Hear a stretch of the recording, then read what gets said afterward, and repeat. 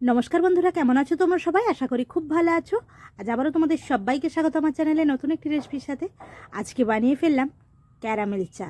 হ্যাঁ বন্ধুরা, একটু পোড়া পোড়া স্বাদ, খেতে কিন্তু অসাধারণ হয়েছিল আর বানানো কিন্তু খুবই সোজা।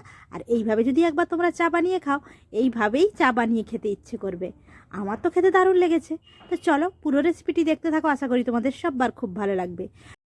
তো এই রেসিপিটি বানানোর জন্য প্রথমেই আমি একটা কড়াই বসিয়ে দিয়েছি আর তাতে 1 থেকে 1.5 চামচ মতো চিনি নিয়েছি।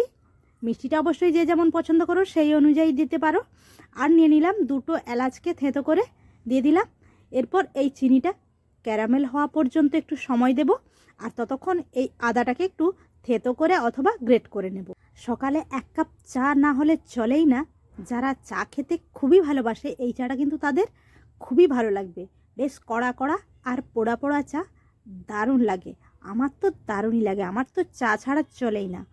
তো দেখো, এখানে চিনির কিন্তু ক্যারামেলটা রেডি হয়ে গেছে।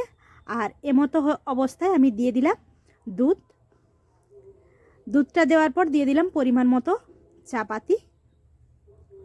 আর দুধটা তোমরা যদি গরম দুধ দাও বা ঠান্ডা দুধ দাও একই ব্যাপার। গরম দুধটা দিলে তাহলে যে ক্যারামেলটা সেটা জমবে না, আর ঠান্ডা দুধ দিলে ওটা জমে যাবে, তাহলে একটু বেশিক্ষণ ফোটাতে হবে। তো এখানে আমি গরম দুধ দিয়েছি। দেওয়ার পর আদাটা যে থেঁতো করে রেখেছিলাম সেটা দিয়ে দিলাম। এরপর একটু ফুটিয়ে নেব।